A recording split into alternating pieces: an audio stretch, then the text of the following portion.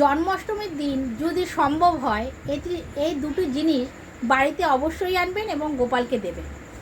একটি ফুল হলো, ফুলের মধ্যে এই যে কদম ফুল, যদি কদম ফুল এই সময় কিন্তু ফোটে, যদি কোনো জায়গায় থাকে সেখান থেকে নিয়ে এসে গোপালকে দেবেন। আর হলো ফলের মধ্যে তাল, তাল তো সবাই আমরা আনি, তাল দেবেন। আর শশা, শশাটা কিন্তু অবশ্যই দেবেন। তাল আর শশা যদি আপনি সেদিনকে গোপালকে দিতে পারেন, ভগবানকে যদি দিতে পারেন, তাহলে কিন্তু আপনার বাস্তু দোষ দূর হবে। বিশ্বাস রাখতে হবে। আর একটা কথা হলো গিয়ে, যদি কদম ফুলটা যদি দেন ভগবানকে জোগাড় করে বা আপনি কোথা থেকে নিয়ে এসে, যদি কোনো রকমভাবে সেই দিনকে জন্মাষ্টমীতে কদম ফুলটা যদি দিতে পারেন, তাহলে আপনার সৌভাগ্য লাভ হবে। হ্যাঁ, আপনি সৌভাগ্যবান হবেন। তাই জন্য চেষ্টা করবেন এই কয়টি জিনিস যাতে গোপালকে সেদিনকে আপনারা দিতে পারেন, এতে আপনাদের মঙ্গল হবে।